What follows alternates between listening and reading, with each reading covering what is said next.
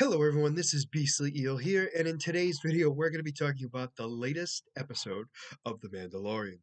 So this episode of The Mandalorian is going to be broken up into two parts. Um, the Mandalorian, specifically, and Bo-Katan and Grogu were not the main topic of the story. So I'll talk about them first. They were trying to get back to, with all the other Mandalorians, to prove that Jingarin, sorry, I almost forgot his name, actually bathed in the waters of Mandalore and should be redeemed because of it. While this is happening, they're being attacked, and they have to, specifically by the Empire, or what's left of the Empire, and a bunch of TIE fighters and TIE bombers are taking after them. And so they have to take them all out one by one, and eventually they have to run away because there were way too many of them. So they escape. Where they escaped to is where the rest of the Mandalorians were, which was on their home planet now. Not the regular home planet, their new one. I know it's a complicated thing. So anyway, he goes there and he goes to the blacksmith and basically explains that he is bathed in the waters and all this other stuff. So he has to prove it. He gives the water, and it is proven. And they are both open. They are both let in with open arms, and we see um, her Bo-Katan really getting into the lore of everything because she has not removed her helmet since going into the into the water, and so therefore she is reborn again. And that's how their part of the story ends for this episode. Main topic of this episode was actually the doctor that was in season one, who was trying to use Grogu's DNA to help with the cloning process. He has been put on a refugee camp slash redemption thing, where they were ex Empire people who were rebuilding themselves up in the New Republic. He's trying to build himself back as a scientist, and he's not getting the credit he deserves.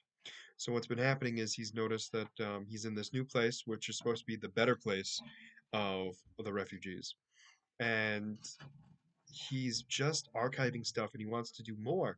He wants to use the tech that's on the, in the in the ships of the Empire to be able to use to help the Republic. But nobody sees it that way. And he's very disappointed, especially with the fact that he wants his cloning to be used to help people. And it's not looking like anybody's trusting him or believing him that it could actually be helpful. So he finds the old officer who was in the first season as well. I believe it was the person that was right underneath um, Moff Gideon. I almost forgot his name. And she's there as well, and she's trying to convince him that he should definitely start his cloning stuff again. And he's kind of against it because it's against the rules and everything else. And she convinces him that wouldn't the best wouldn't the most important thing is to do the most you can do for the Republic? And he agreed. And so he kept getting told that his research was not allowed and all that stuff, and he was getting really down in the dumps. She tries to explain to him that he can get the technology in the fallen Imperial ships. Um, they just have to sneak out and get it and then bring it back. So what happens is they do so, and it turned out to be a trap all along by the officer. The officer was apparently trying to groom him or trying to redeem him for his rotten crimes and to help him rehabilitate himself, which I don't believe is the case. I believe it was more setting him up. So, what happens is he gets captured. He gets put into a device that was used by the Empire to wipe the minds of those people, to wipe the minds of people to be able to manipulate them. And they're claiming that this device is not used for that. It's used to help stimulate their memories so they can help them be good again. Apparently, at low voltages is not dangerous, which is the point they were trying to make, but it didn't come out that way. So, what happened was The officer asked to stay behind to just watch her friend because she did respect him, and they agreed and thought it was great to see that her progress is so wonderful. And so what happens is when they leave, she cranks up the machine to 10 and really starts wiping this guy's memory. I mean, we don't know for a fact that he's lost his memory, but it definitely should not have been cranked up that high. So he clearly has going to have some significant brain damage after this. And she watches menacingly as this is going on. So I think there's two things with this.